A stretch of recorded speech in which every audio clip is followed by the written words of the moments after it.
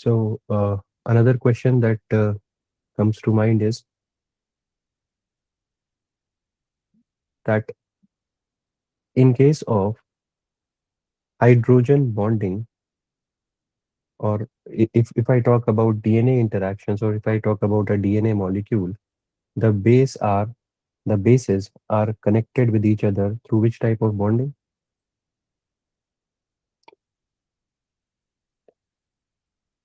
It was hydrogen bonding. And do you remember the concept that I gave you for base stacking? Base stacking वाला concept याद है सबको? Yes. So because of the base stacking also, the stability of the DNA molecule increases. So now, let us start today's lecture.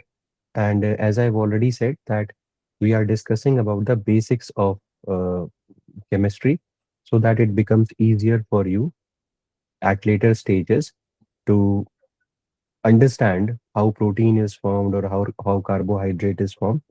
So in order to understand all of this easily, हम basics कुछ पढ़ रहे हैं.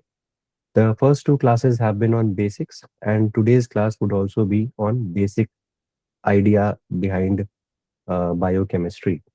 आज के lecture में we would be discussing about molarity, molality, normality, and apart from that, we will also be discussing about the concept of pH. pH के बारे में भी discuss करेंगे. Because in general aptitude type of questions, pH related questions can be asked. Apart from that, at times they can ask you about the hydrogen ion concentration. इस तरीके का कुछ question भी आ सकता है. And when we move on to the buffer concept, वहाँ पर भी you would require the concept of pH.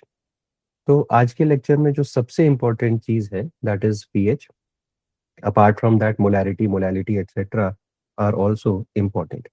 तो चलिए, I am just sharing up my screen and tell me if it is visible or not.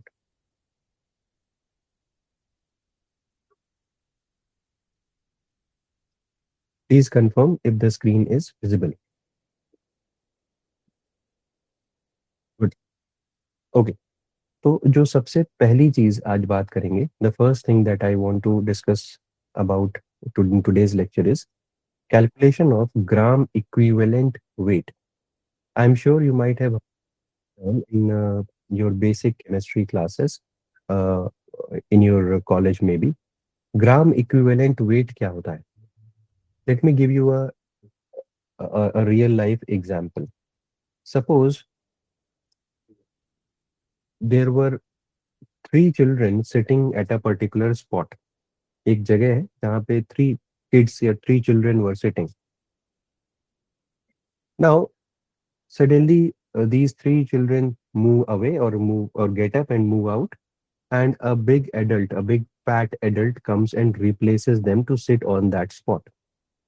So what we can say? Three kids were replaced by a big fat man. The same concept can be applied to gram equivalent weight. क्या कहता है? What does the gram equivalent weight say? The mass of a substance that will react with or displace a specific amount of another substance in a chemical reaction. कहने का मतलब है how much amount of a substance can react or can displace a specific amount of another substance in a reaction. So when I gave you the example, how much amount of a substance meant how many men, that means one man was able to displace three children in a real life example. So ये होता है gram equivalent weight, the mass of a substance that will react or will displace a specific amount of another substance in a given chemical reaction. जैसे for example there is some amount of A, यहाँ पे अगर मैं दिखाने की कोशिश करूँ, let us say there is a specific amount of A and there is BC compound over here. So specific amount of A will be replacing specific amount of B. So this is called as the gram equivalent weight of A. कितना? What will be the gram equivalent weight of A will mean how much amount of A will be replacing a specific amount of B in the reaction. अगर इसको formula के terms में समझना चाहें, if we want to understand this in terms of formula, तो ग्राम equivalent wait is equals to molecular weight upon acidity, basicity, valency और charge. Now what is acidity, basicity, valency और charge तो सबको पता होता है. But what do you mean by acidity or basicity? Let us quickly discuss this. And in yesterday's lecture, you would be knowing कि molecular weight का मतलब क्या है, because we had discussed the concept of moles. In chemistry, we say that acid has basicity and base has acidity. Sir, what do you mean by this? क्या कहना चाहते हो? Acid has basicity. इसका मतलब ये हो गया कि acid can donate H plus ions or it can accept OH minus ions. What do you mean by an acid? For example, there is HCl. कभी भी जब भी HCl लिखा हुआ है, HCl has या HCl is an acid, but it has basicity because it is able to donate H plus ions या accept OH minus ions. तो how much basicity will HCl have actually? तो जितना H plus ions, the number of H plus ions it can donate, that will be called as the basicity of HCl. तो यहाँ पे if I say HCl, इसको आप if you just put it inside water or aqueous environment, it will give off H plus and Cl minus. तो what is the basicity of HCl? कितना हो गया basicity? 1. तो HCl has 1 basicity. वहीं अगर if I say H2SO4, if you put H2SO4 inside a aqueous environment, it will give off 2H plus and SO4 2 minus. So what is the basicity of H2SO4? It will be 2. यहाँ तक की बात तो समझ में आ गई होगी. तो अभी we had discussed about gram equivalent weight. तो gram equivalent weight is equals to molecular weight upon acidity, basicity, valency और charge. तो if someone asks you कि भाई मुझे ये बता दो what is the gram equivalent weight of HCl, you will simply say कि sir the molecular weight of HCl divided by 1. Why? Because the basicity of HCl is 1. Or if someone says कि what is the gram equivalent weight of H2SO4, तो molecular weight of H2SO4 divided by basicity of H2SO4, that is 2. Give me a thumbs up अगर यहाँ तक की बात हमें clear हो गई तो. गुड. ठीक है. अब एक क्वेश्चन करके देख लेते हैं. चलो, if they are asking calculate gram equivalent weight of HCl and H2SO4, so first of all we should be knowing about the molecular weight of HCl. तो what is the molecular weight of HCl? HCl का molecular weight 1, hydrogen का 1 होता है, chlorine का 35.5 होता है. तो 1 plus 35.5 is equals to 36.5. This is the molecular weight of HCl. But what is the basicity of HCl? 1. So 36.5 divided by 1 is equals to 36.5. This is the case in HCl. But अगर कोई H2SO4 के बारे में पूछे तो let us just quickly calculate the molecular weight of H2SO4. Hydrogen का 1 होता है तो 2 हो गया हाइड्रोजन का, plus sulphur has 32, oxygen has 16, तो 16 इंटू 4, 32 प्लस 2 मिला के 98 हो गया. तो these are some very common compounds जिनका molecular weight you should always remember. HCl का 36.5, H2SO4 का 98. इसी तरीके से you should remember about glucose, NaOH. तो these are some very commonly used compounds. तो इसका अगर आप याद रखेंगे तो you will save time in calculating. अभी this is coming for the first time, इसीलिए I have shown you calculation. Next time मैं कैलकुलेशन नहीं दिखाऊंगा. तो it's imperative for you to remember the atomic weight or molecular weight of things. H2SO4 की basicity was 2, तो 98 divided by 2 becomes 49. तो gram equivalent weight of H2SO4 becomes 49. Find gram equivalent weight of NaOH. अभी तक we had discussed about acids and I told you acid की basicity होती है. तो base की क्या होगी, what will be the characteristic feature of base? Base will be having acidity. तो how much acidity will a base have? Obviously, the number of OH minus ions it can release. जैसे अभी acidity में we were saying that HCl will be donating or will be removing one H plus ions, तो the basicity of HCl will be 1. इसी तरीके से NaOH में how many OH minus ions it can remove? तो answer is 1.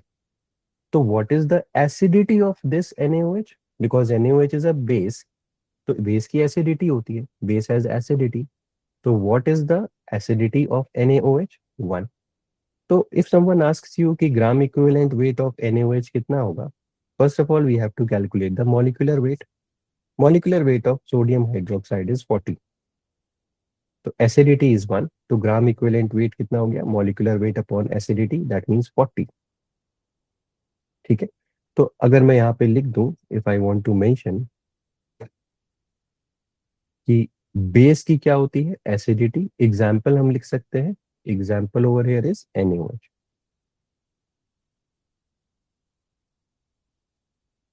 ठीक है.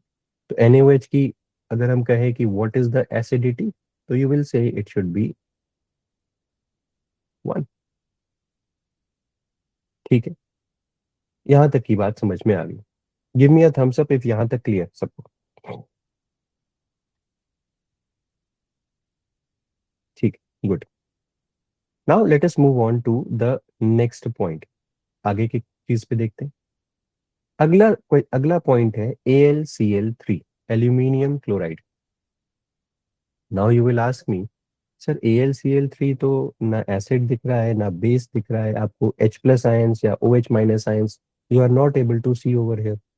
तो how can I acidity या what should be the basicity, how can I predict? I had also told you that apart from acidity and apart from basicity, there were two more things, valency या फिर charge.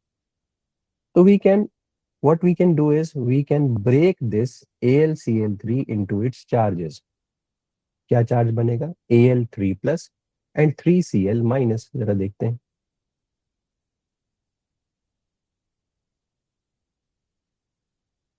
Al3 plus and 3Cl minus, यानी कि इसको ऐसे लिख सकते हैं.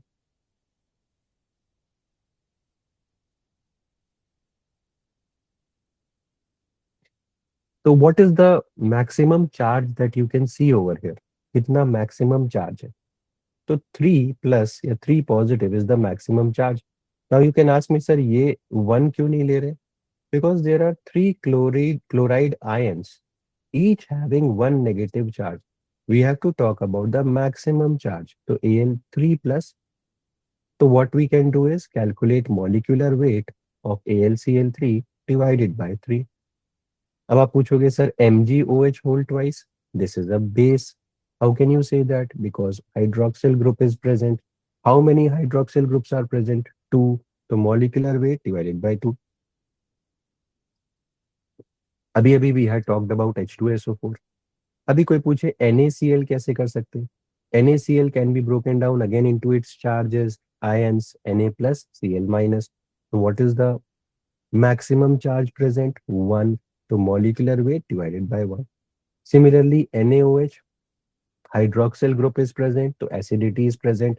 Acidity कितनी होगी? 1. तो molecular weight divided by 1. Did you get a basic idea about gram equivalent weight सभी लोग? If we understand this much then our work is done. इससे ज्यादा नहीं जानने की जरूरत है. ये क्लियरिटी अगर है तो बस ठीक है. अच्छा, एक क्वेश्चन आया हुआ है गेट में. There has been a question, one question that has been asked कि what should be the correct order of polarity और सॉल्युबिलिटी इन सॉल्वेंट.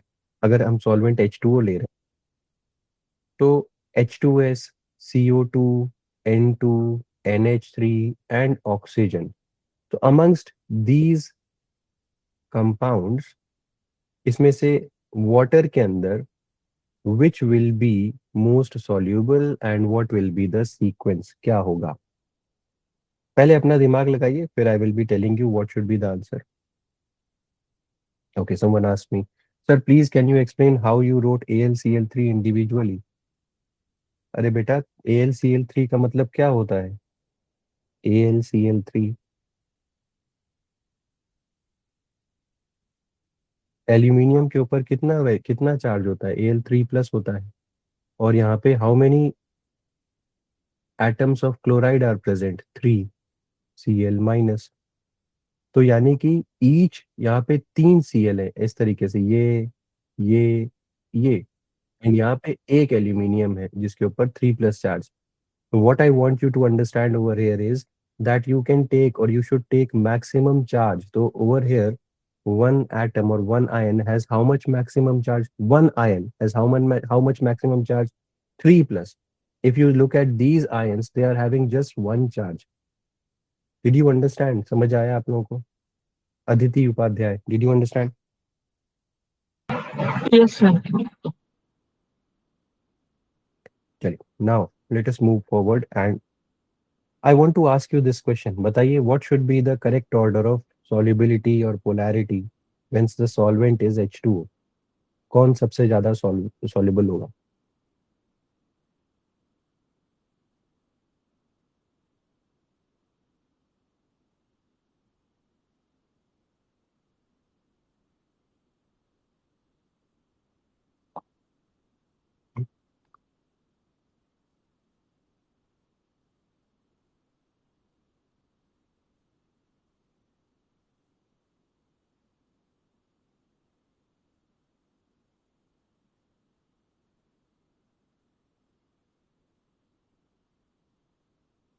बताओ भाई, सभी लोग आंसर बताओ. What should be the correct answer?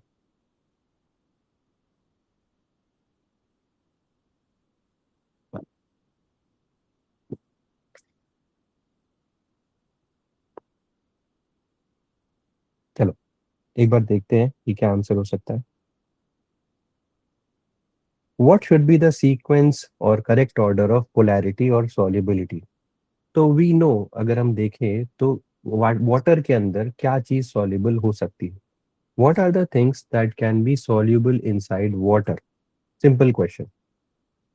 Those things that are polar. पहली चीज तो ये है, those things would be soluble that are polar in nature.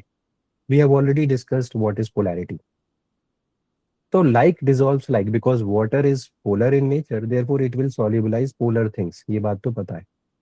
तो यहाँ पे first of all we should find out that what are the polar things. Oxygen is not polar. We know that oxygen has double bond, covalent bond, and both the oxygen atoms are same. So therefore, it will have non-polar covalent bond. What about carbon dioxide? आप यहाँ पे देख सकते हो carbon and oxygen ये देखते पहले nitrogen. Again, both the atoms are of nitrogen. The bond that will be present would be covalent bond. And will it be polar covalent or non-polar covalent? Non-polar covalent. पढ़ चुके हैं पहले. तो oxygen non polar है, nitrogen non polar है. अब let us talk about carbon dioxide. Obviously you would be able to see, आप यहाँ पे देख रहे होंगे कि in case of carbon dioxide one atom is carbon and the two atoms are oxygen. You might say कि sir carbon and oxygen के बीच में there is lot of electronegativity difference. There is a lot of electronegativity difference. How can you से, आप कैसे बोल सकते हो कि कार्बन डाइऑक्साइड नॉन पोलर है?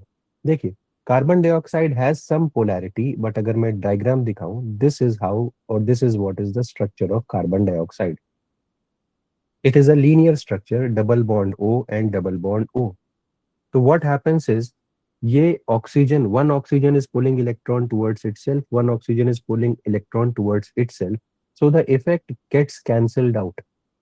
इट्स ऑलमोस्ट, थोड़ी बहुत पोलैरिटी होती है, it has a very less polarity, थोड़ी बहुत पोलैरिटी होती है, but it does not have a big amount of polarity. बहुत ज्यादा पोलैरिटी नहीं होती इन case of carbon dioxide because of the structure that it has. Linear structure होता है. तो obviously nitrogen non polar, oxygen non polar, carbon dioxide very very less polarity, NH3, ammonia. So nitrogen is present over here, three hydrogens are present, and one lone pair on nitrogen is also present. Similarly, अगर H2S को देखें, तो one is sulfur and there are two hydrogens that are present. अब if you recall electronegativity concept, the difference between the electronegativity of nitrogen and hydrogen is very large. Therefore, polarity of NH3, I mean to say, because of the electronegativity between nitrogen and hydrogen difference of electronegativity between nitrogen and hydrogen is very high as compared to sulfur and hydrogen. The electronegativity difference over here is very less. यहाँ पे electronegativity difference is very high, because of which polarity of ammonia is more as compared to H2S. इसीलिए अगर कोई पूछे which has more polarity या which has more solubility, सबसे ज्यादा solubility ammonia की होगी. Next comes H2S, D के बाद A के बाद B, obviously because it is carbon dioxide. फिर आ जाता है E, oxygen, because it has two bonds. यहाँ पे दो बॉन्ड है. As the number of bonds increases, for example, in case of nitrogen, there are three double bonds, there are three bonds, and oxygen में there are two bonds. So as the number of bonds increases, the non-polar nature increases. So for example, if you compare nitrogen and oxygen is more polar as compared to nitrogen, because the number of bonds over here is less. तो यहाँ पे क्या हो गया, oxygen हो गया, और यहाँ पे क्या हो गया, नाइट्रोजन हो गया. So because of this concept, the sequence can be given as DABEC. How many of you got it right?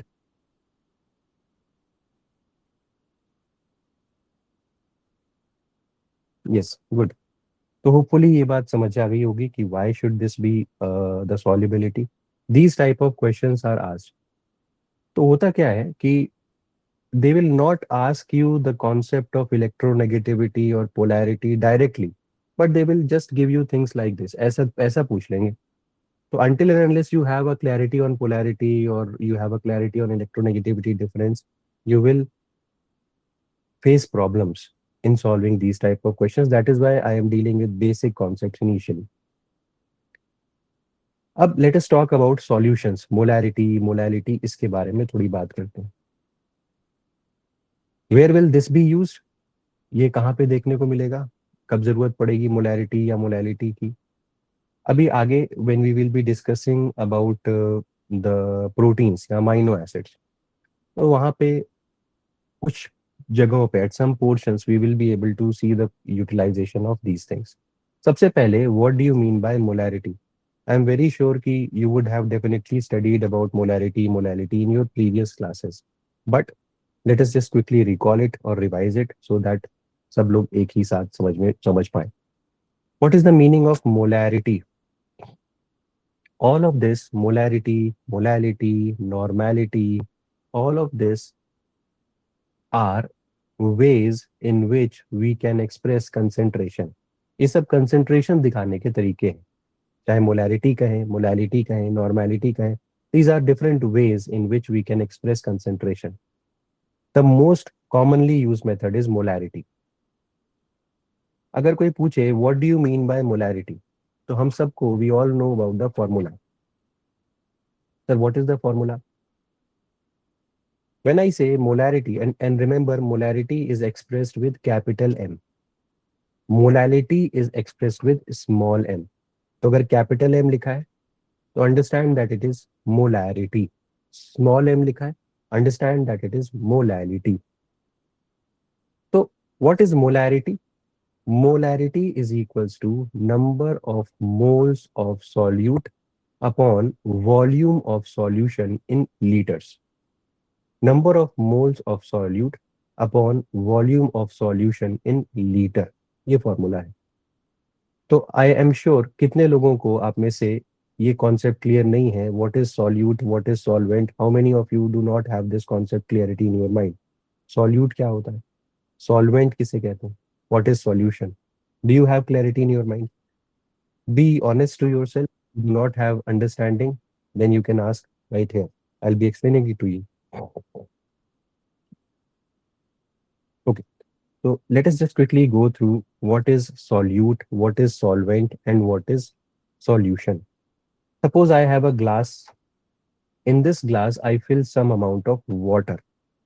I have a glass, and in this glass, I fill some amount of water. So what is the water over here? Water means solvent. Water क्या हो गया? Water is solvent. Now, in this water, if I add some amount of sugar or some amount of salt, whatever, this thing that I am adding to it is called as solute. So we understood what is solute. We understood what is solvent. Hindi में बोले तो solute जो चीज add करी है ऊपर से, जैसे शुगर हो गया या सॉल्ट हो गया. What is solvent? सॉल्वेंट जिसके अंदर ऐड करी हुई है.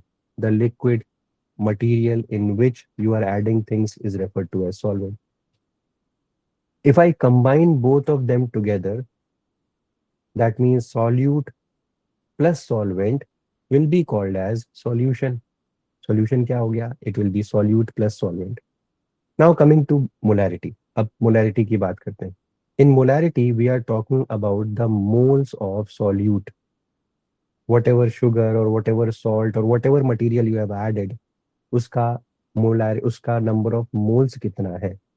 अब obviously in yesterday's class we had discussed how to calculate number of moles. If amount of that material, or let us say glucose दिया, so if they are saying the amount of glucose is 10 gram divided by molecular weight, you can get the number of moles. यही पूछ रहा है कि number of moles of solute divided by volume of this entire solution. कितना volume है solution का. But remember, in this formula, the volume of solution should be in liters. If I break this formula or elaborate this formula, we already know that number of moles can be calculated by weight upon molecular weight from yesterday's class. तो number of moles को कैसे लिख सकते हैं? Weight divided by molecular weight. और volume of solution in liter multiply कर भी 1 by volume of solution in liter. So this is my new formula, or you can say more elaborate formula, where I have broken down the number of moles into weight by molecular weight. कई बार in many examinations or in many instances you will find that the liters or volume of solution is not mentioned in liters, it is mentioned in milliliters. तो अगर millilitre में दिया हुआ है, then what we will do, we will use the same formula, weight upon molecular weight into 1 upon volume of solution in liters multiplied by 1000. ये 1000 कहाँ से आ गया? मैंने ये लीटर को, I have converted this liter into milliliter. I have converted the milliliter into liter. जो भी आपको solution दिया हुआ है, उसका मिलीलीटर में दिया हुआ है, तो आप उसको इस तरीके से कर सकते हैं. ये यहाँ पे ml है.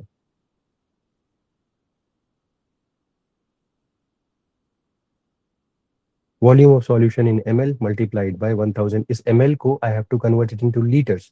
मान लीजिए 5 ml है, 5 ml सॉल्यूशन है, तो 5 ml को लीटर में कन्वर्ट करना है, तो 5 अपॉन 1000, तो 1000 विल गो अबव. तो ये फॉर्मूला. तो मोलैरिटी क्लियर हो गया. Now let us move on to molality.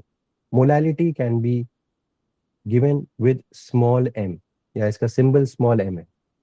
What is द फॉर्मूला? Over here, we are interested in the solute moles. That means this is common. Number of moles of solute is present over here also, and number of moles of solute was present over here also. So numerator is common. What about the denominator? In case of molarity, the denominator was volume of solution in liter. But यहाँ पे हमें volume नहीं चाहिए. We are not talking about the volume over here. We are talking about the weight of solvent in kg. Kilogram में weight चाहिए. We are not talking about the volume. अब how can we calculate the weight or mass? कैसे calculate कर सकते हैं? This is the problem in molality. That means you will have to determine the weight of the solvent. How we can determine it? एक formula होता है density का, density is equals to mass upon volume. तो in instances where they are asking about molality, ऐसी जगह जहाँ पे molality के बारे में पूछेगा, they will be giving you the density and they will be giving you the volume. Once you know density and volume, you can multiply them and you can get the mass. Mass means your weight, weight of solvent in kg. यहाँ पे एक बहुत important conversion. This conversion is extremely important and many students tend to forget it. Important है, याद रखिएगा, 1000 kg per meter cube, या इसी को लिख सकते हैं 1 gram per centimeter cube. This is the density of water. It will not be given in the examination. It is understood that you should remember this. 1000 kg per meter cube और 1 gram per centimeter cube, यही होती है density of water. So if something is getting solubilized in water, तो अगर आपको volume दिया हुआ है, मान लीजिए volume has been given as 100 centimetre cube, तो डेंसिटी 1 ग्राम पर सेंटीमीटर क्यूब होती है वाटर की. You can multiply it and you can get the mass as 100 gram. जैसे यहाँ पे दिया हुआ है, मैंने एक एग्जाम्पल किया है. If suppose 10 metre cube of water दिया हुआ है, 10 metre cube of water, this is the way in which you can represent volume. तो 10, if I want to calculate the mass over here, mass is equals to density into volume. Density कितनी होती है? 1 kg पर metre cube. ये okay 1000 kg पर metre cube होती है. इसको सॉल्व कर लीजिए, यहाँ पे कुछ गड़बड़ किया हुआ है. Just a minute, just give me a minute.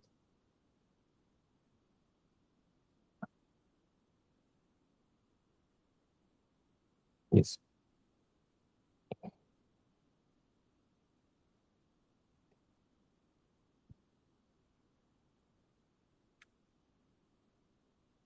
Okay.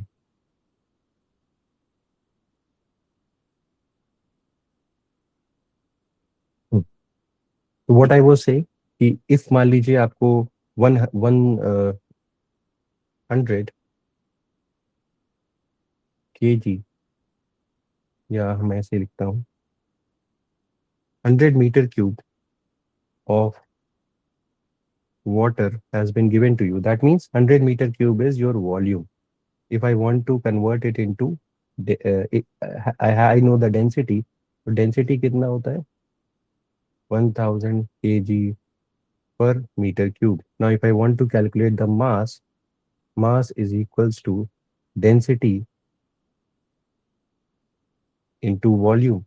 तो यहाँ पे मैं कैसे कैलकुलेट कर सकता हूँ? 1000 kg upon meter cube into 100 metre cube will get cancelled out. तो यहाँ से कितना हो जाएगा मेरा?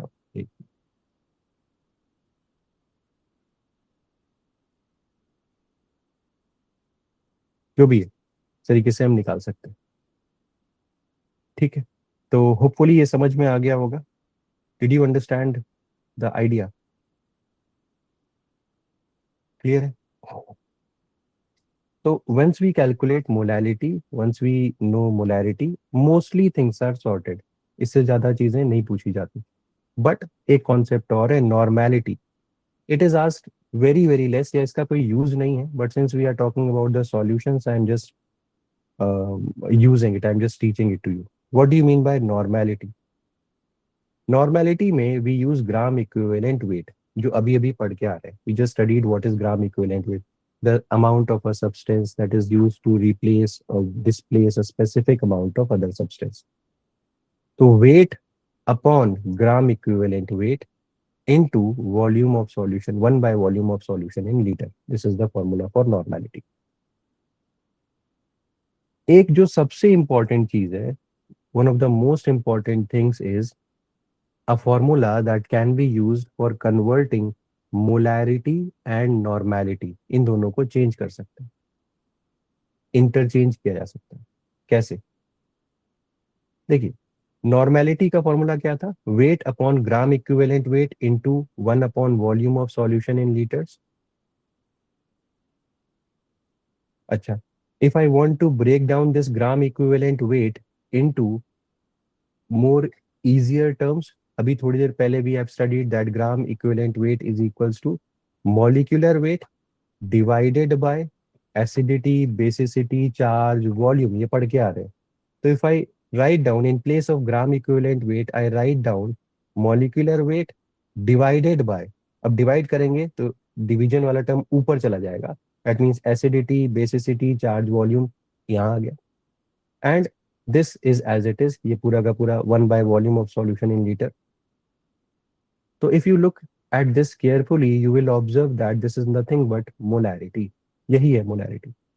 Weight upon molecular weight into 1 upon volume of solution in liter. This is your molarity. तो अच्छा, तो now we can say that sir normality is equals to molarity. ये पूरा term molarity का है. Normality is equals to molarity into acidity, basicity, charge और valency. तो formula क्या हो गया? Normality is equals to molarity into acidity, basicity, charge और वेलेंसी. तो this formula becomes one of the most important formulas in solution. बहुत important है, याद रखना. कैसे डिराइव किया वो बता दिया मैंने यहाँ पे, how did we get to this. But it is not important कि कैसे आया, ये इंपॉर्टेंट है. If someone asks you in the question, you can say that normality of H2SO4 is 0.5 N.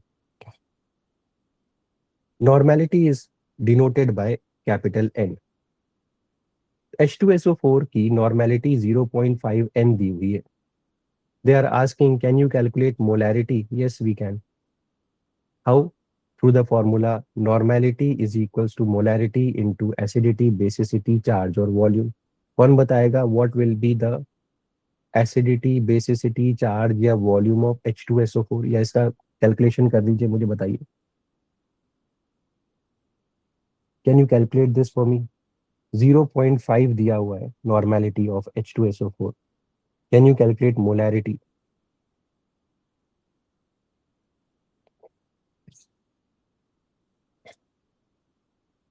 Can you calculate molarity?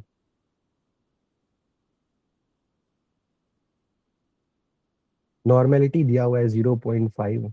I want you to tell me what is the molarity.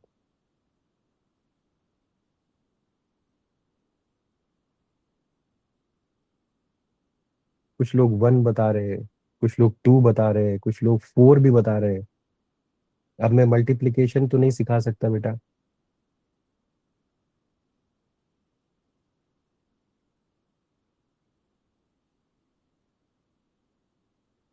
If normality has been given as 0.5, that means this term has been given as 0.5. They are asking you about molarity. तो acidity, basicity, charge और valency. H2SO4 has basicity of 2. तो 2 को इधर ले जाइए, 0.5 divided by 2 हो गया, तो 0.25 आंसर हो गया. The correct answer over here is 0.25. इसी तरीके से if someone asks you 0.9 molar दिया हुआ है, 0.9 molar is the molarity of AlCl3. Can you tell me normality?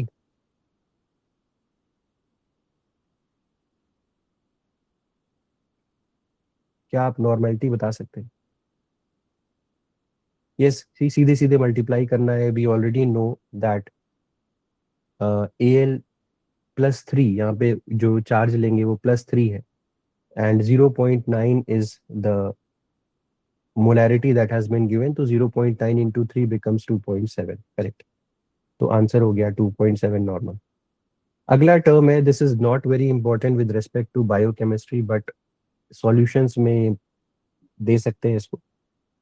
अगर मान लीजिए this is a beaker of, this is a beaker and inside this beaker I have put some water. अभी तक we were talking about only one compound और only one entity that was put inside the liquid. या तो glucose डाल दीजिए, या you can put salt, या you can put anything. But suppose करिए over here I have put 3 things, A, B and C. मान लीजिए the number of moles that I put of A is referred to as Na, number of moles of B Nb, number of moles of C Nc। तो कोई पूछे sir what is the total moles, total moles क्या हो जाएगा, Na plus Nb plus Nc, ये हो गया। तो कोई पूछे what is the mole fraction of A, तो कैसे निकाल सकते हैं? Mole fraction means number of moles of divided by total number of moles. तो इसको जीटा से दिखाते हैं। तो mole fraction of A is equals to number of moles of A divided by total number of moles. Similarly mole fraction of B would be equal to number of moles of B divided by total number of moles. Similarly, number of moles of C, या mole fraction of C would be equal to number of moles of C divided by total number of moles. ये बात हो गई mole fraction से related. अब यहाँ पे मैंने देखा है अच्छे अच्छे स्टूडेंट कंफ्यूज होते हुए, a lot of students getting confused in the conversion। आप में से कितने लोगों को कन्वर्जन में दिक्कत होती है, unit conversion? How many of you face difficulty in unit conversion? बहुत अच्छे अच्छे लोग जो हैं वो कन्वर्जन नहीं जानते। देखिए we can start with a little bit of basic idea कि जो हमारे बायोकेमिस्ट्री में जो यूज होगा, whatever can be use in biochemistry, we should at least know कि उसको कन्वर्ट कैसे कर सकते हैं। फॉर एग्जाम्पल एक छोटी सी यूनिट से शुरू करते हैं। लेट अस टॉक अबाउट 1 मोल। ये यहाँ पे 1 मिलीमोल भी लिखा है, 1 माइक्रोमोल लिखा है, फेम्टोमोल लिखा है, पीकोमोल लिखा है, नैनोमोल लिखा है। तो we will be playing around with this only. अगर कोई पूछे 1 मोल तो ये है, और ये है 1 millimole, this is 1 millimole. if I want to know how many millimoles are present in 1 mole, so obviously the number of millimoles would be very high because mole is the biggest unit। मोल सबसे बड़ा है इन सब में, millimole छोटा है, micromole और छोटा है, फेम्टोमोल भी छोटा है, पिकोमोल भी छोटा है, नैनोमोल भी छोटा है। तो 1 मोल, 1 मोल में, in 1 mole how many millimoles can come? 10⁻³ In 1 mole, how many micromoles can come? 10⁶। लेकिन इसी का अगर उल्टा कर ले, 1 मिलीमोल में, in 1 millimole how many moles will be there? Sir ये तो इम्पॉसिबल सी बात है, मिलीमोल छोटा यूनिट है, उसके अंदर कितने मोल्स होंगे? 1 millimole is a smaller unit and you are asking कि how many moles will be present in 1 millimole? Obviously very less, 10⁻³ तो 1 millimole will be equal to how many moles? 10⁻³ तो जब भी, whenever you are converting a larger unit into a smaller unit, the power will be positive। जैसे कि if I want to convert 1 mole into millimole, क्या करना पड़ेगा? Multiply by 10⁻+3। why? Because you are converting larger into smaller। अगर उल्टा चलते, if I want to convert smaller unit into larger unit, I will have to multiply, but power का जो charge है it will be negative। That means 1 millimole equal to how many moles? 10⁻³ इसी तरीके से 1 micromole if you want to convert into mole, 10⁻⁻6। or why minus? because micromole is a smaller unit। इसी तरीके से फेम्टोमोल 10⁻⁻15 से मल्टीप्लाई करना पड़ेगा, पीकोमोल 10⁻⁻12 से करना पड़ेगा, नैनोमोल 10⁻⁻9 से। लेकिन if someone asks you how many nanomoles does 1 mole have? 10⁻+9। क्यों? Mole is larger unit, nanomole is smaller unit. तो मोल को नैनोमोल में कन्वर्ट करोगे 10⁹ हो जाएगा। ऑल इन ऑल अगर मैं बोलूँ, यहाँ पे मैंने हिंदी में लिखा हुआ है बड़ा means bigger for people from different regions of the country. बड़ा means big. Let me just write it down in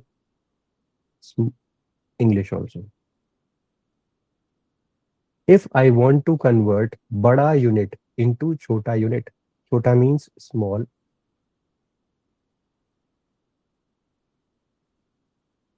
If larger unit has to be converted into smaller unit, then power would be in positive. Multiply by 10⁻³ or +6 or +9, whatever.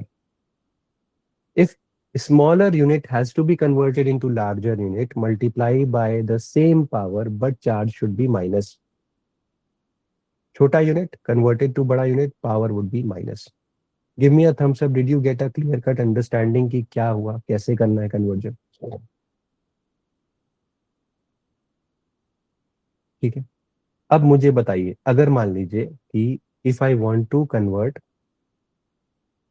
20 millimole into micromole, तो आप मुझे बता सकता है कोई, how can we convert 20 millimole into micromole. अब देखो, करने से पहले if you are starting to do it, अगर आपको अभी तक कन्वर्जन में दिक्कत लगती थी, तो what I will suggest you कि initially start by converting everything into moles, क्योंकि मोल्स में कन्वर्ट करना स्टूडेंट्स के लिए आसान होता है। People find it easy to convert it into moles. तो फर्स्ट ऑफ ऑल, अगर आपको कन्वर्जन में अभी इनिशियली स्टार्ट कर रहे हो, तो व्हाट आई विल सजेस्ट कि first convert 20 millimoles into moles and then convert that moles into micromoles. It will become easy. हालांकि one step will be increase, but chances of getting it correct would be more. तो initially ऐसे start करो, and once you get the understanding, once you start solving questions, you will be having a clarity in mind, तब आप shortcut से भी करना। I will also show you कि shortcut कैसे कर सकते हैं। But first of all tell me कि what should be the answer, 20 millimoles into माइक्रोमोल्स।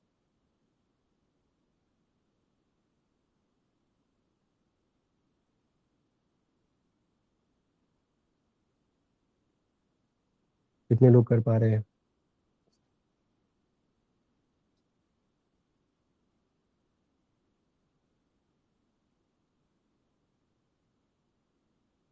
चलिए जरा देखें। If I have 20 millimoles into micromoles convert करना है, first of all let me show it to you कि लंबे तरीके से कैसे कर सकते हैं। I said that you can convert firstly millimoles into moles। सबसे पहले क्या कर सकते हैं, इसको अगर हम मोल में कन्वर्ट करें, millimole is smaller unit, I have to convert it into moles, moles is larger unit। I have already said smaller unit, when it gets converted into larger unit, power should be minus। तो 1 millimole को अगर मोल में convert करते हैं, power should B 10⁻³ लिखा हुआ है। 20 है तो 20 × 10⁻³ मोल्स हो गया। तो 20 × 10⁻³ moles, now I want to convert it into micromole. Micromole में कन्वर्ट करने के लिए मोल्स है larger unit, I have to convert it into micromole smaller unit. अब क्या करना पड़ेगा, माइक्रोमोल पता है 10⁻⁻6 है, but power will be plus because larger को स्मॉलर में। तो मोल्स को if I want to convert it into micromoles, तो यहाँ पे मल्टीप्लाई करने के लिए 10⁻+6, यहाँ पे मल्टीप्लाई करने के लिए 10⁻⁻3। तो when I converted 20 millimoles into moles, कितना हो गया, 20 × 10⁻³ मोल्स। अब इस मोल्स को 20 × 10⁻³ मोल्स को I have to convert it into micromole, 10⁻+6 से मल्टीप्लाई किया, ओवरऑल 20 × 10⁻+3 माइक्रोमोल आ गया। Give me a thumbs up, did you guys understand this way, क्या आपको ये चीज समझ में आई कैसे किया। नाउ अब अगर if I want to do in short, अगर मुझे आसानी से कम उसमें करना है, तुरंत करना है, if I want to do it quickly, तब कैसे कर सकते हैं। हमें पता है मिलीमोल एंड माइक्रोमोल, यहाँ पे देख सकते हैं millimole and micromole, what is the difference between the power? 3 का डिफरेंस है। 10⁻³ है, 10⁻6 है, तो there is a difference of 3। I know this, but +3 होगा कि -3 होगा? Millimole is a bigger unit as compare to micromole. तो बिगर यूनिट है, कन्वर्टिंग इनटू स्मॉलर यूनिट, तो क्या होगा? पावर +3 से मल्टीप्लाई करना पड़ेगा। Bigger unit converting into smaller unit, multiply it by plus power, तो 10⁻3 से मल्टीप्लाई कर दीजिए, 20 इंटू 10⁻3 माइक्रोमोल आ जाएगा। ऐसे भी give me a thumbs up guys if you understood it clearly, समझ में आ गया? तो once you start practicing this, तो आपकी गलती होना कम हो जाएगी। You will feel confident and गलत नहीं होगा क्वेश्चन। एक और क्वेश्चन देखते हैं। Convert 5 picomole to micromole, convert करके बताइए। 5 पिकोमोल टू माइक्रोमोल। पिकोमोल क्या होता है? 10⁻⁻12। 5 picomole to micromole.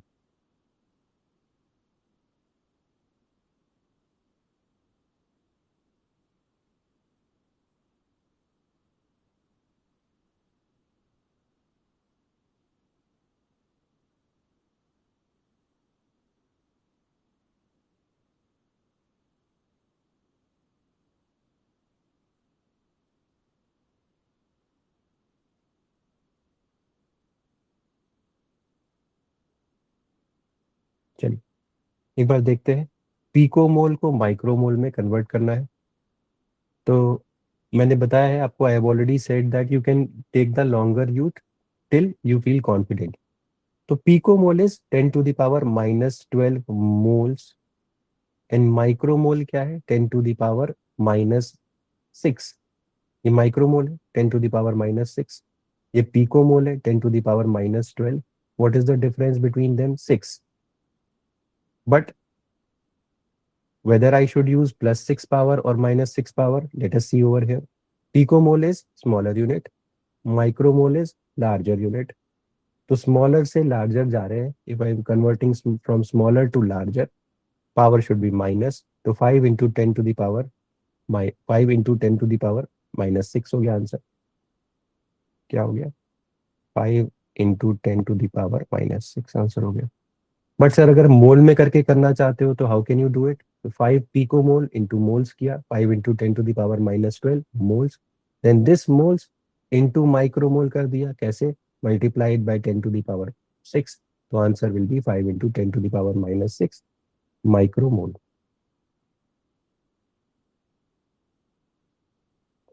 Give me a thumbs up if you understood this, समझ में आ गया सभी लोगों को? गुड। चलो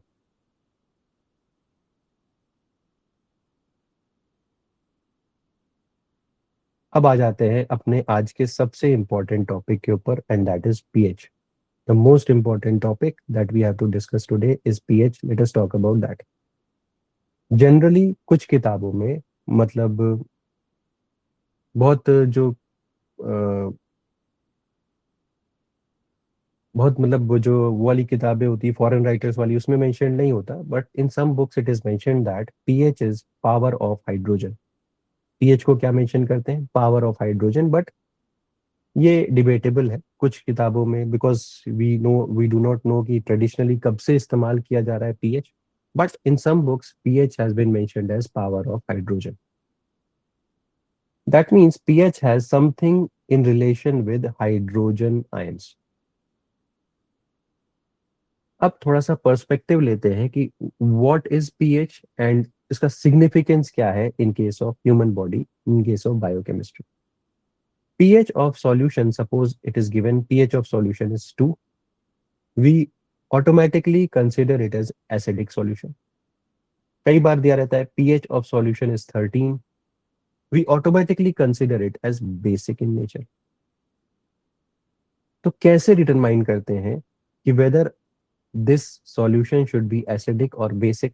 Let me show it to you with the help of diagram. ये मान लीजिए 1 2 3 4 5 6 ऐसे करके 14 तक लिखा है, 7 बीच में है। This 7 is considered to be neutral. इसके इस तरफ on the left hand side of the number line 6, 5, 4, 3, 2, 1. This, अगर कोई ऐसा solution है, if there is a solution which is having pH 1, 2, 3, 4, something like that, it will be considered as acidic solution. और अगर 8, 9, 10, 11, 12 है, it will be considered as basic solution. मतलब 7 के इस तरफ acidic, 7 के इस तरफ basic. 7 is considered as neutral. ठीक है, 7 will be considered as neutral. अच्छा, क्या हमेशा 7 pH न्यूट्रल होगा? I am asking you, do you think that pH 7 will always be neutral? Is this a constant statement? Will 7 pH always be neutral या change हो सकता है? Who can tell me?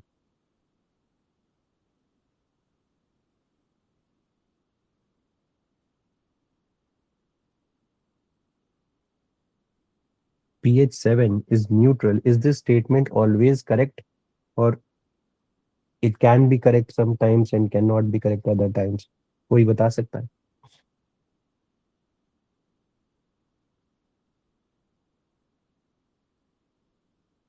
It can change, okay? Always neutral होगा. Okay.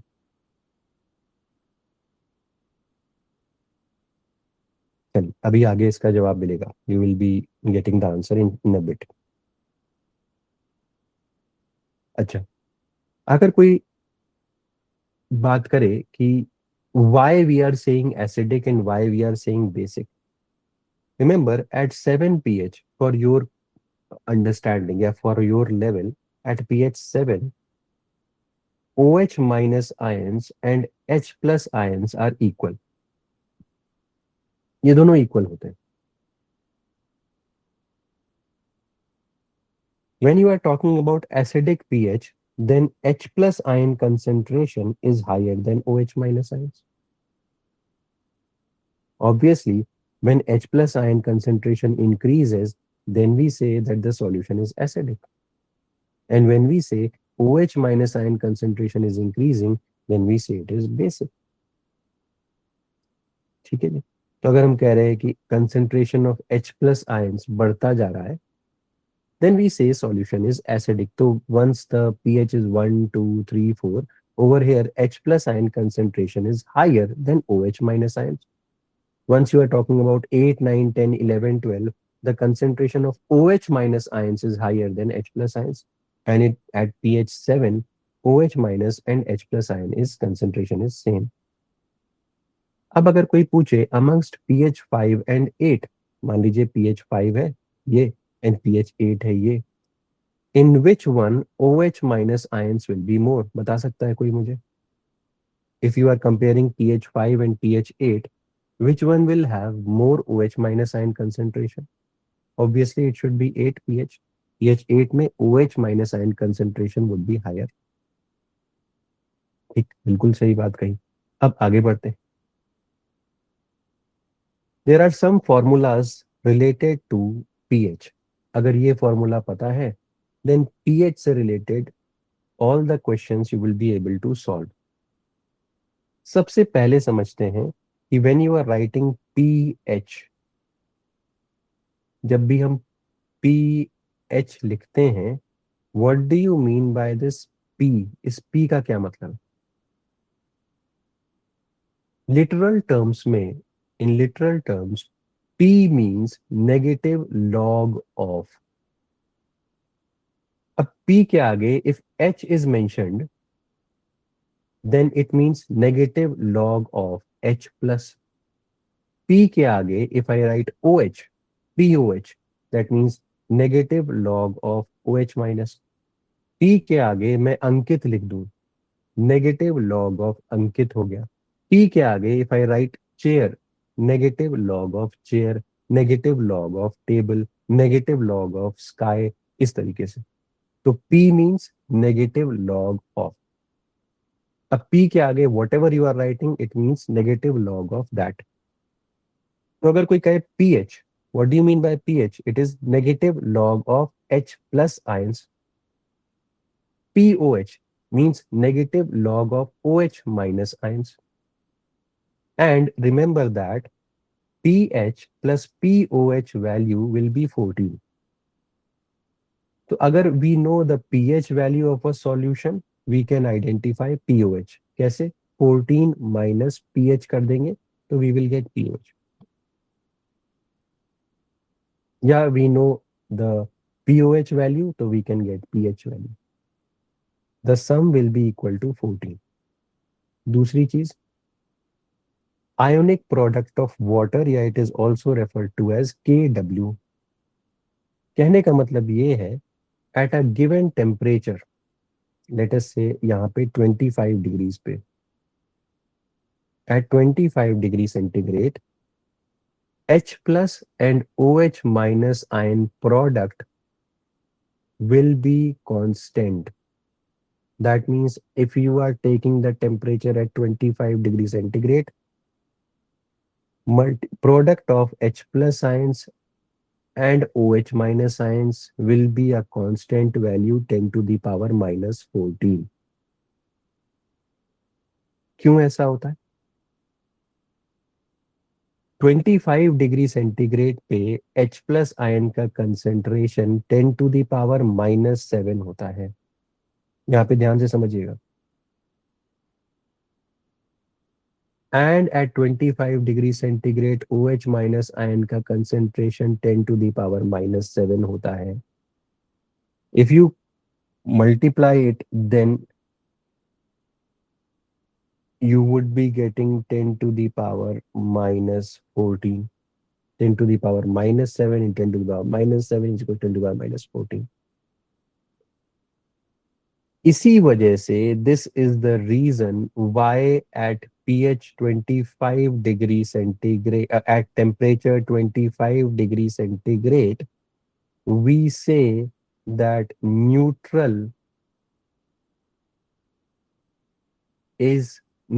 pH is pH 7, क्योंकि 7 पे at 7 pH 10 to, क्योंकि अभी चलिए मैं उसके ऊपर आगे आऊंगा, इसको छोड़ देते हैं.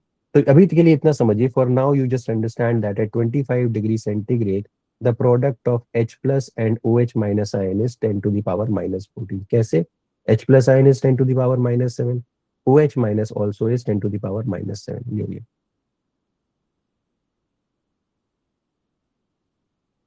ठीक है,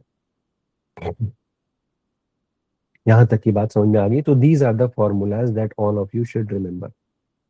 पहला pH is equal to negative log of H plus, दूसरा pOH is equal to negative log of OH minus, तीसरा pH plus pOH is equal to 14 and ionic product H plus OH minus is equal to 10 to the power minus 14. तो अगर आपको एक दिया हुआ है, if they have given you any one, then you can find out the other. अब जैसे कि एक और चीज देखते हैं. मान लीजिए दे हैव गिवन यू कि, चलिए इसके ऊपर भी अभी आगे आएंगे. Calculate H plus ions if the pH of the solution is 2. इस तरीके के क्वेश्चंस बहुत आते हैं. क्या पूछा जा रहा है? Calculate H plus ions. That means you have to find out the concentration of H plus ions. क्या दिया हुआ है? pH दिया हुआ है. pH कितना है? 2 दिया हुआ है. ये बहुत आसान क्वेश्चन है. हमें ये पता है pH is equals to negative log of H plus. यहाँ पे they have given us pH value 2 दिया हुआ है. You have to find out what should be the hydrogen ion concentration. H plus पूछ रहा है. कैसे निकाल सकते हैं? How can we calculate? Simple है. If they have given you pH, then you can easily calculate H plus ion concentration using this formula. H plus is equals to 10 raised to the power minus pH. तो अगर हमसे कहा जा रहा है pH is 2, तो what is the H plus ion concentration? 10 to the power minus 2. या इसी तरीके से if someone asks you OH minus ion concentration, तो 10 to the power minus POH. तो इस कंडीशन में अगर देखें तो हमारे लिए क्या हो जाएगा? H plus ion is equals to 10 raised to the power minus 2. और गाइस जल्दी से मुझे बताओ, if H plus ion concentration is 10 raised to the power minus 2, can you tell me what should be the concentration of OH minus ions? Yes. कौन मुझे बता सकता है? One of the formulas that we have studied, उसकी मदद से we can find out the OH minus ion concentration. क्या आप मुझे बता सकते हो? If H plus ion is 10 to the power minus 2, what should be the OH minus ion concentration? Yes, very good. 10 raised to the power minus 12 हो जाएगा. कैसे sir? How are you saying? Because we know H plus into OH minus is equals to 10 raised to the power minus 14 होता है. तो H plus दिया है 10 to the power minus 2 into OH minus is equals to 10 raised to the power minus 14. तो OH minus is equals to 10 raised to the power minus 12. ये simple सा question ऐसे कर सकते हैं. तो अगर H प्लस दिया हुआ है तो pH निकाल सकते हैं. If H plus is given we can calculate pH. If pH is given we can calculate H plus. दोनों कर सकते हैं. It's easy. अब आ जाते हैं लॉगरिथमिक कंडीशंस के ऊपर. This is for those of you who do not remember log. अगर आपको थोड़ा बहुत लॉग का आइडिया नहीं है तो ये आपकी मदद करेगा. बट आई नो कि थोड़ी बहुत लॉग का आइडिया सबको होता है, बट थोड़ा सा मैं रिकॉल करवा देता हूँ. लॉग 10 बेस 10 हमेशा 1 होता है. Remember, log 10 to the power 5 दिया हुआ है. अगर if they have given log 10 to the power 5, तो 5 विल बी टेकन आउटसाइड. तो या 5 log 10 to the power 10, I mean to say base 10 10. ये हमेशा याद रखिएगा, log 10 base 10 it is considered as 1. तो यहाँ पे 5 आप बाहर ले आओगे तो 5 log 10 बेस 10 हो जाएगा. It will be considered as 5. If base is not given, generally हम ऐसे लिखते हैं. जनरली ये लिख देते हैं log 2, log 3. In this we are not writing the base. यहाँ बेस नहीं लिखा हुआ है. तो once base is not written, if the base is not written we consider the base as 10. तो log 2 बेस 10 है ये. log 2 base 10, log 3 base 10. इसी तरीके से log 10 to the power 5 base 10. तो 5 जब बाहर जाएगा, when the 5 will be taken outside, तो log 10 बेस 10 कितना हो जाएगा? 5. इसी तरीके से log 10 raised to the power minus 2 इधर चला जाएगा. log 10 base 10 again will be equal to 1. Answer will be -2. कहने का मतलब है whatever is the power, that power can be taken out. तो log 10 to the power 5 is 5. log 10 to the power -2 is -2. log 10 to the power 3 is 3. log 10 to the power 9 is 9. अच्छा, at many instances you will see things like this. log 5 plus log 2. इसको कैसे solve कर सकते हैं? You can write it simply log 5 into 2. If the base is same, over here base is 10, over here base is 10, you can just multiply the 5 and 2 over here. जिसका log लेना है उसको multiply कर दीजिए. 5 into 2 log 10. उसी तरीके से log 3 minus log 2 है. तो just put the log and just divide 3 by 2. log 3 by 2. That means if positive sign is present, you can multiply the two log values. If minus sign is present, you have to divide the two log values. ऐसे. These are some of the properties of log. इतनी property पता है, then you will be able to do some questions. अच्छा, this is a representation of some of the important pH that is related to our body. Stomach की बात करते हैं. Because of the HCl that is present inside the stomach, the pH of stomach is around 1 to 2. Blood का pH is slightly alkaline, 7.4 होता है. Cytoplasm pH is also slightly alkaline, around 7.4 only. Small intestine का pH जो होता है, it is larger, around 8 to 9 होता है. Obviously आपको याद होगा, in case of physiology you might have studied कि जो pH होता है small intestine का, वो थोड़ा ज़्यादा होता है. तो this is a little bit of an idea about our system या ह्यूमन बॉडी सिस्टम या किसी की भी बॉडी का सिस्टम ये.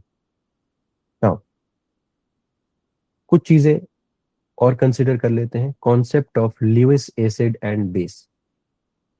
हालांकि ये डायरेक्टली नहीं पूछा है, this has not been asked directly, but since we are talking about acids base, तो इसीलिए मैं आपको ये समझाना चाहता हूँ. Concept of Lewis acid and base. दो थ्योरीज थी. There were two theories, Bronsted acid and base, Lewis acid and base. सबसे पहले let us talk about concept of Lewis acid and base. Lewis acid and base concept is based on the electron pair donation and acceptance. Lewis ने ये कहा कि whenever a reaction is taking place, one atom would be accepting electron pair and the other atom would be donating electron pair. उन्होंने acid और base को ऐसे define किया कि the one that is accepting the electron pair is called as Lewis acid and the one that is donating the electron pair is called as Lewis base. फिर से समझेंगे. Lewis acid acceptor electron pair, Lewis base electron pair का donor. अच्छा, acceptor कौन हो सकता है भाई? अगर मैं कोई चीज एक्सेप्ट करना चाहता हूं, if I want to accept something, suppose I want to accept 1 kg, yeah, if I want to accept 10 quintal of rice from you, you want to give me some rice and I am accepting the rice that you are giving me. Suppose the amount of the rice is 10 quintal, 10 quintal है rice. I should have the space to store that rice. ऐसा तो है नहीं कि you give it to me and uh, I can throw it out on the road.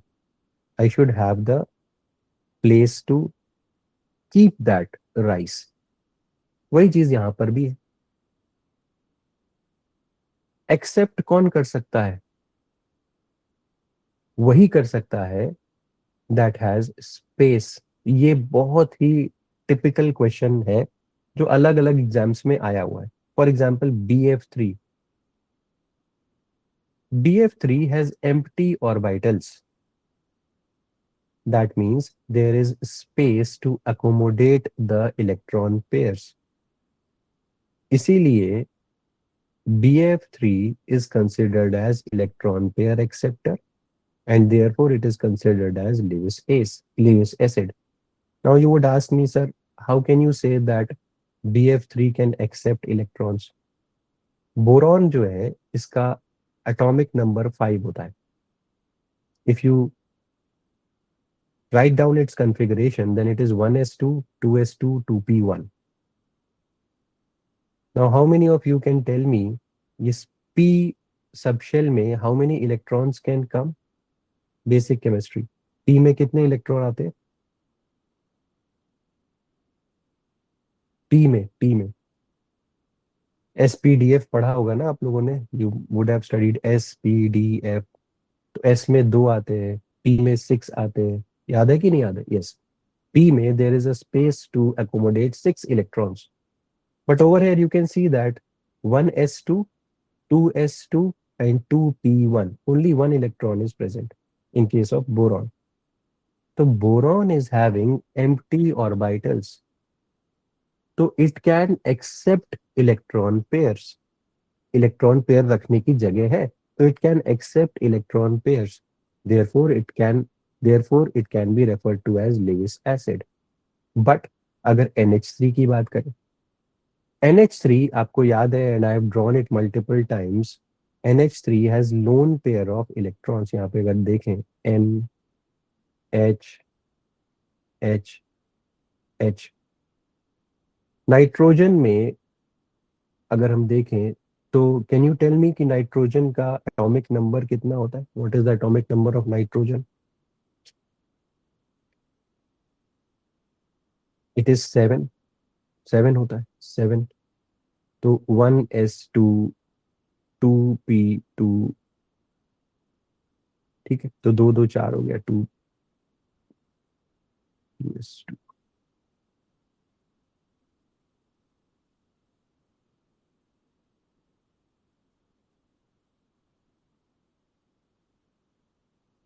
P3, 2p3, ठीक है. अब यहाँ पे आप देख सकते हैं कि 1 hydrogen is present, 1 hydrogen is present, 1 hydrogen is present. तो आउटर मोस्ट ऑर्बिटल में अगर हम इसको आसानी के लिए आपको ऐसा लिख दें, 7 को 2,5, out of this 5, 3 hydrogens are making bond with this nitrogen. तो यहाँ पे एक लोन पेयर बच जा रहा है, 1 लोन पेयर और 1 electron pair is remaining. So those compounds that have electron pairs remaining in them, they can donate it. So NH3 has lone pair, therefore it can be referred to as donor. तो जो donate कर रहा है, it is called as Lewis base. जो accept कर रहा है, it is called as Lewis acid. But यहाँ पे we are talking about electron pair acceptance and electron pair donor, not hydrogen ion acceptor और hydrogen ion donor. Electron pair का acceptor या donor की बात हो। इतनी बात पता हो तो Lewis acid Lewis base clear है। एक ही क्वेश्चन आया है इसमें, गैट बी में आया था, आई थिंक कि 2014-15 के आसपास इट वाज आस्क्ड कि electron Lewis acid base concept के अकॉर्डिंग व्हाट और which one should be the, or what is the concept of Lewis acid Lewis base, it is based upon which of the following. So the correct answer is it is based upon the donation of electron pairs. एक और concept है conjugate acid and base. This is also called as Bronsted acid base.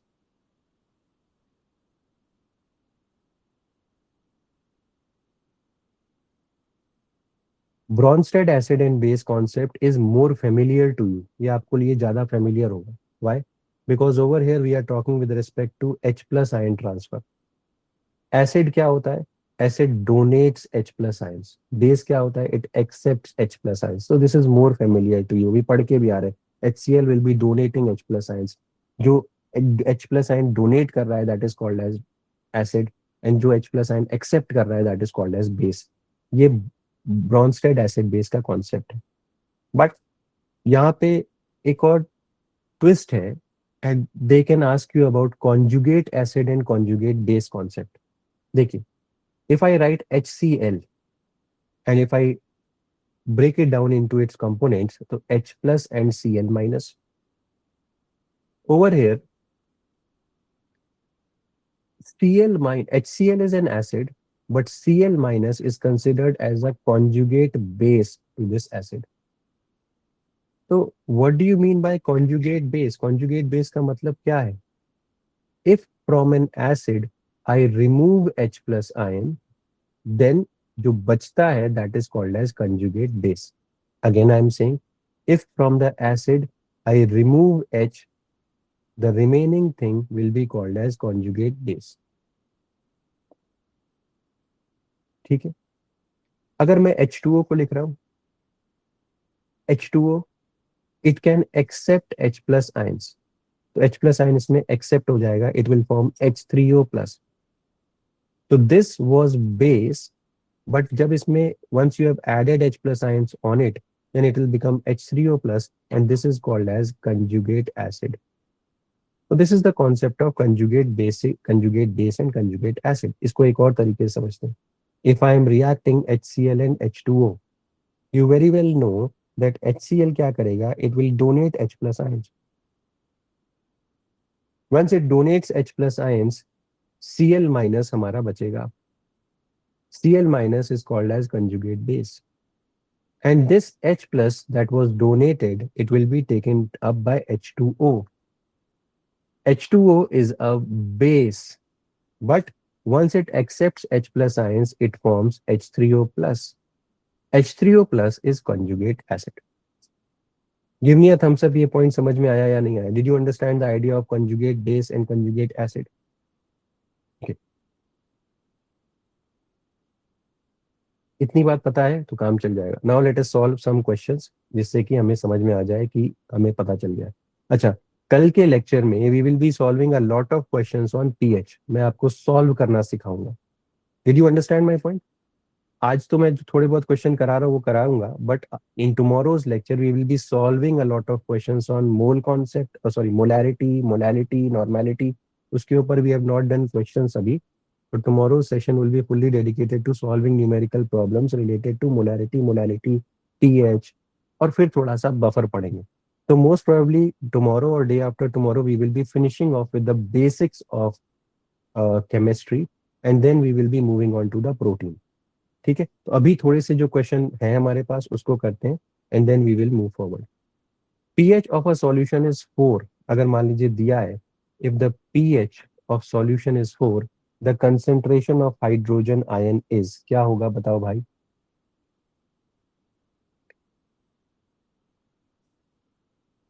Very good guys. तो if the pH of the solution is 4, तो we know that pH is equals to negative log of H plus. ये तो पढ़ा हुआ है हमने. तो pH of the solution 4 दिया हुआ है. ठीक है, तो अभी मैंने आपको बताया था, if you want to calculate H plus ions, then H plus is equals to 10 to the power of minus pH. ऐसे कैसे लिख सकते हैं, 10 टू द पावर ऑफ -4, सीधे सीधे लिख दिया. Correct answer is B. Next, the pH of a solution changes from 3 to 5. The concentration of H plus ions, क्या हुआ यहाँ पे जरा सोच के बताइए.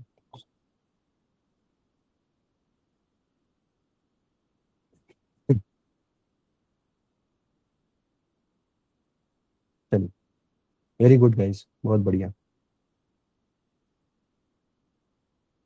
The pH of a solution changes from 3 to 5. That means if initially pH was equal to 3, pH 1 को समझ लेते हैं, it is 3, and pH 2 has been given as 5. तो यहाँ पे if I want to calculate H plus ions, H plus ions is equals to 10 raised to the power -3. यहाँ पे करें तो 10 raised to the power -5. तो concentration of H plus ion पहले से बढ़ गया है कि घट गया है, ये कैसे निकालें.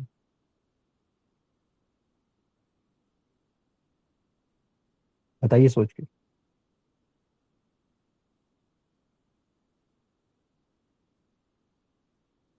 तो अगर if the pH has changed from 3 to 5, that means पहले मैंने आपको ये भी दिखाया था, नंबर टेबल भी इस तरीके से बना के दिखाई थी, 1, 2, 3, 4 और ये 5. तो once we are moving from left to right, that means OH minus ions will be increasing and H plus ions will be decreasing.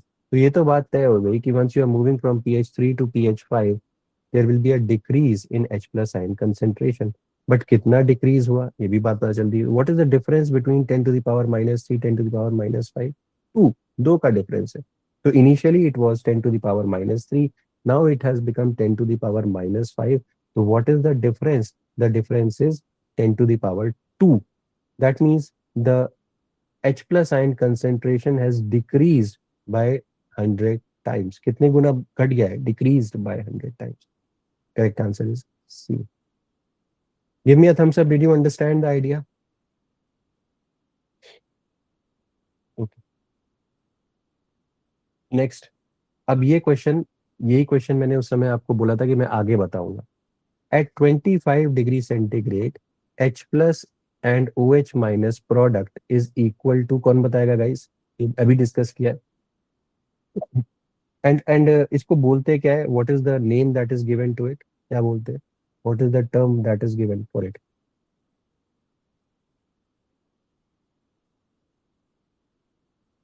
Ionic product of water. Ionic product of water, और KW. KW और आयनिक product of water क्या कहता है? H plus OH minus is equals to 10 raise to the power -14. तो correct answer over here is B. Next question. The pOH of a solution having pH is 5. pOH of a solution having pH is equals to 5 is, pOH कितना होगा guys?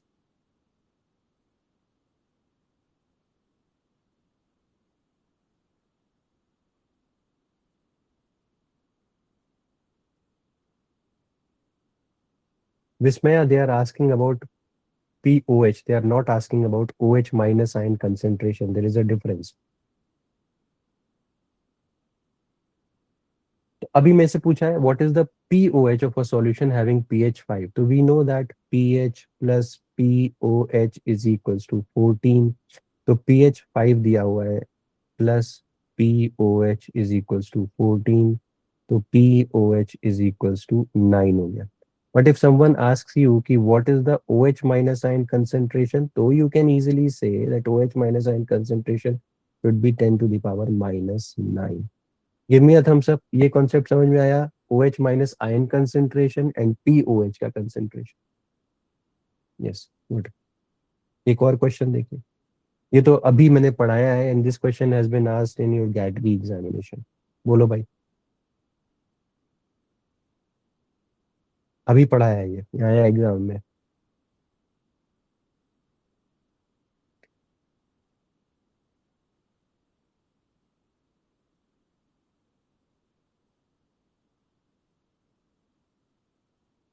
So I told you BF3 has vacant orbitals, and because it has vacant orbit, it does not have a lone pair of electrons. It has a vacant orbital, and since it is having a vacant orbital, it can accept electron pairs. NH3 has lone pair. It can donate electron pair. Therefore, BF3 acts as your X acid, and NH3 acts as Lewis base. ठीक है, तो which statement is correct? BF3 is Lewis base। क्या BF3 Lewis base है? नहीं है। NH3 is Lewis acid? नहीं। NH3 donates electron pair, CS। NH3 electron pair donate करता है। लास्ट क्वेश्चन, ये बढ़िया क्वेश्चन है, कौन बताए?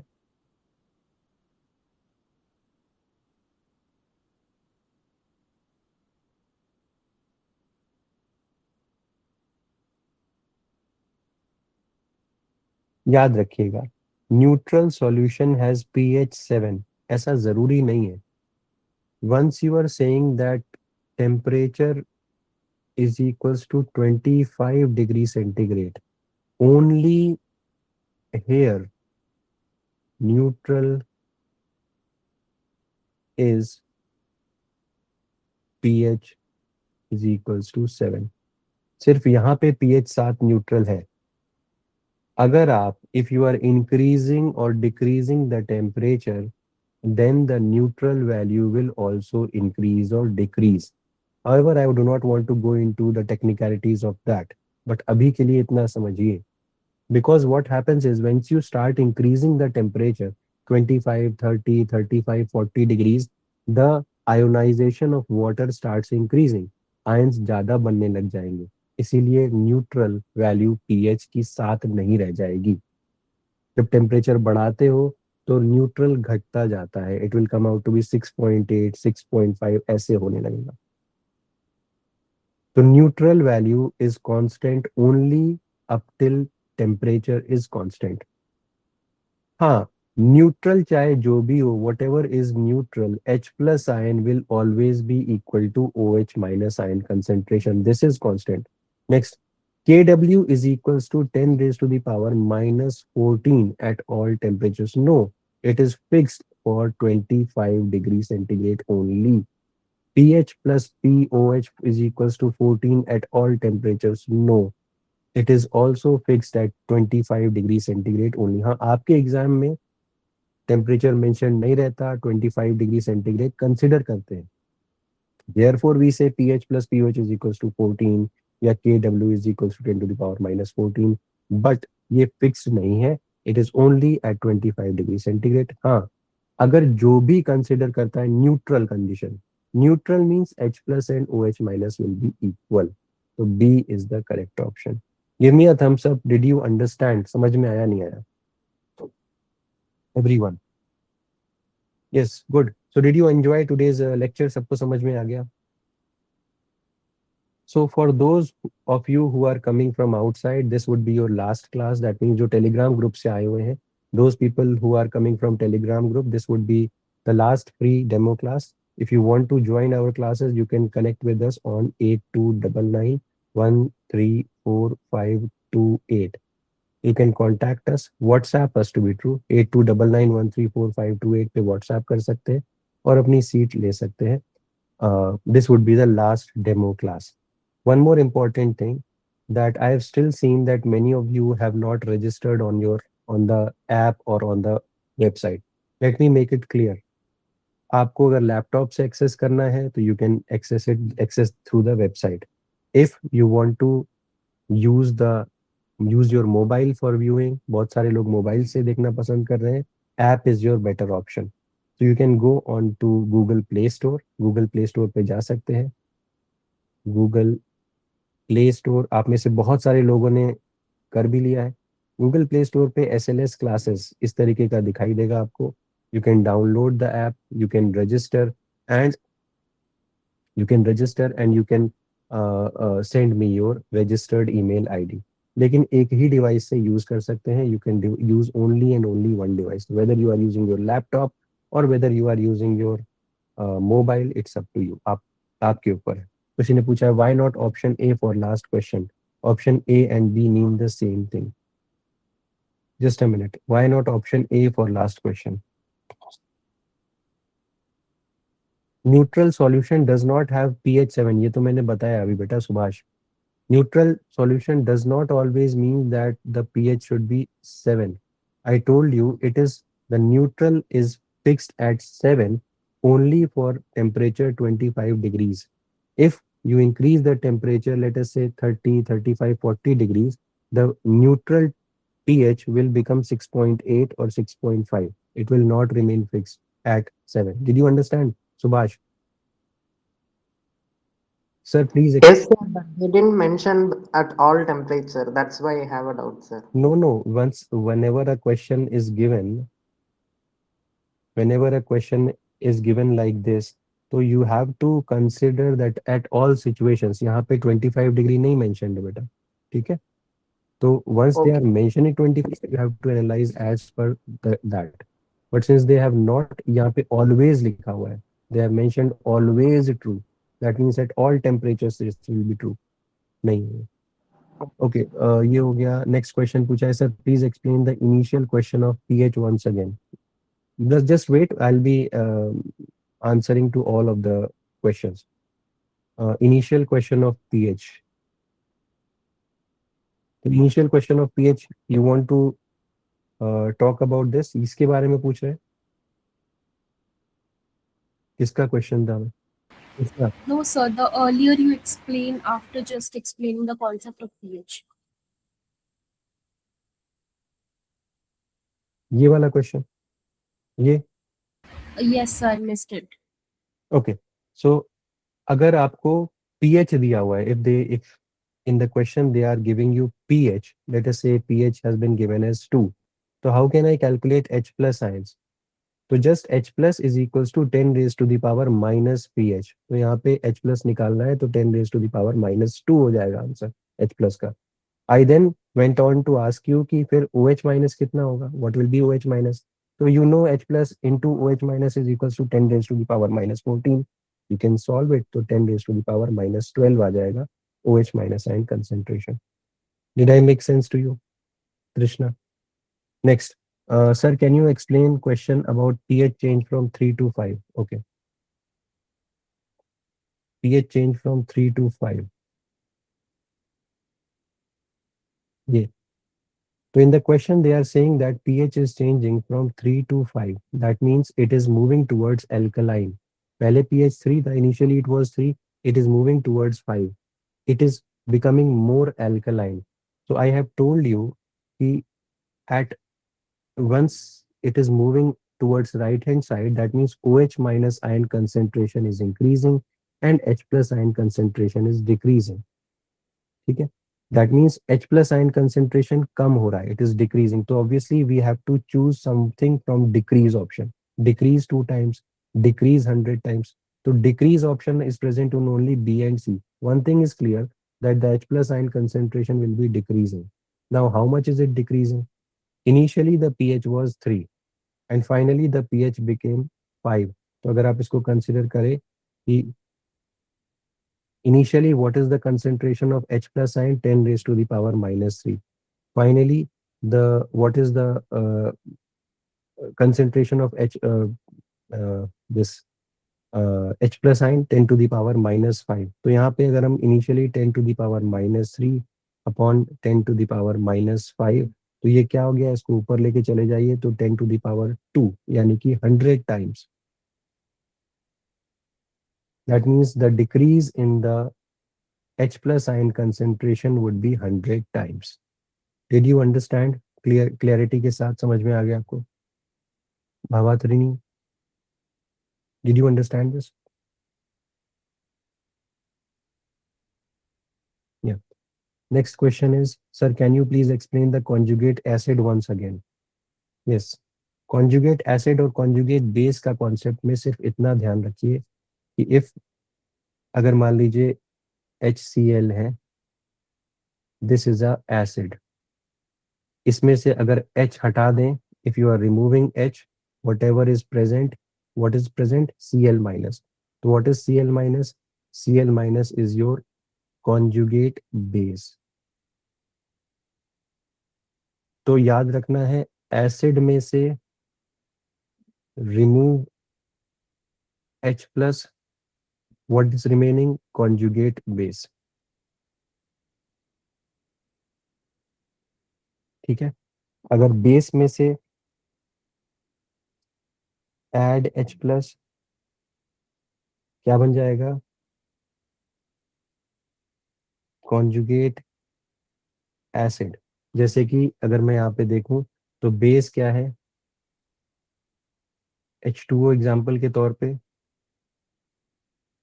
H2O add H plus, it will become H3O plus. ये क्या हो गया? This is called as conjugate acid. ठीक है, एक और एग्जाम्पल देखिए, NH3. अगर इसमें H प्लस आयन ऐड कर देता हूँ, इट बिकम्स NH4 प्लस. तो जल्दी से मुझे कौन बता सकता है कि NH3 क्या है यहाँ पे? What is NH3 and what is NH4 plus? Which one amongst them is, या NH3 क्या है? एसिड है, कॉन्जुगेट बेस है, क्या चीज है? And what is NH4 plus? I want to ask. NH3 is conjugate base.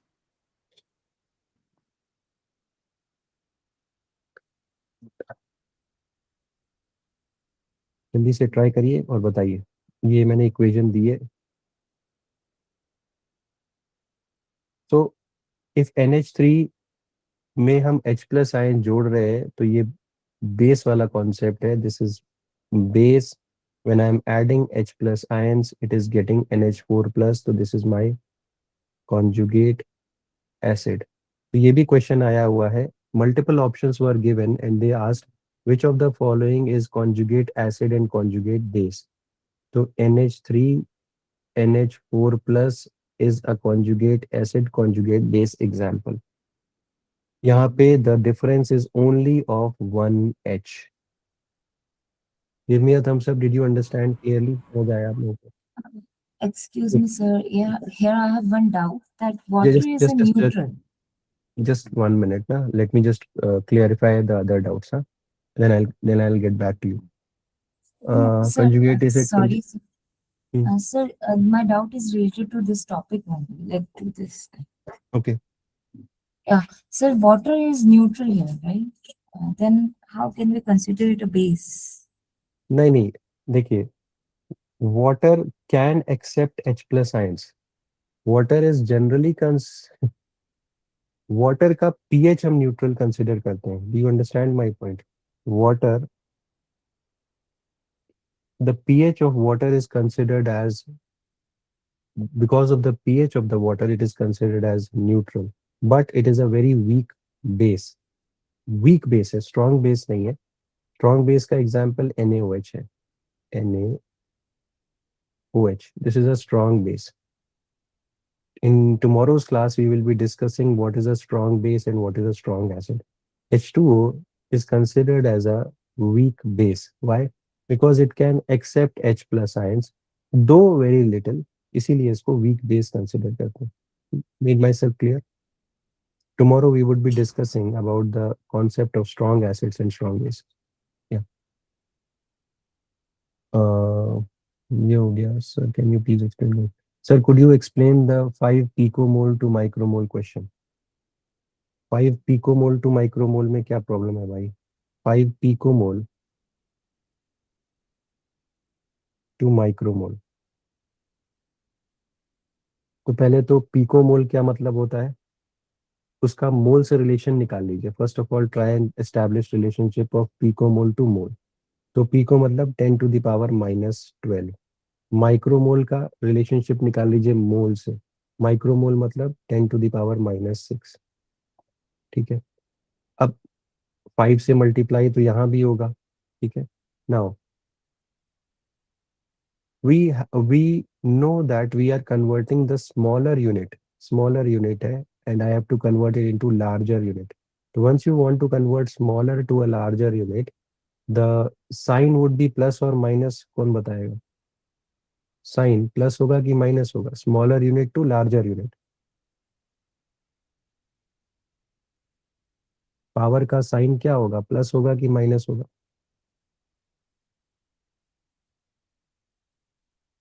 Yes, it should be negative charge. Negative होगा.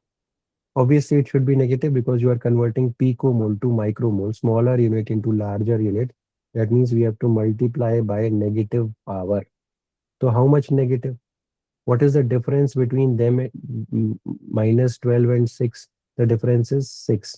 So obviously, I'll have to multiply by 6 power, but it should be negative. तो answer क्या होगा? 5 into 10 to the power minus 6 micromole. Did you understand the idea? समझ में आया जिसने भी पूछा था? Did you understand?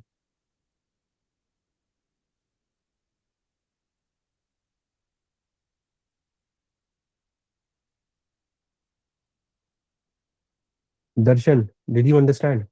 Yeah. Yes, sir. Anshika, yeah, you can tell me. You can ask your question. Yes, sir. Yesterday we solved a question. Usme the number of bases in DNA molecule was given 3.0 into 10 to the power 23, and then we have to find the number of moles of the DNA molecules.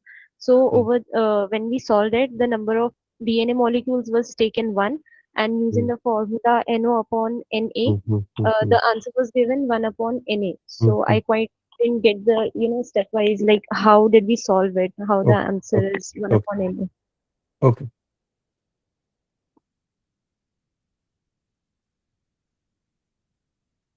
In yesterday's lecture, we had solved a question. एक question दिया था मैंने.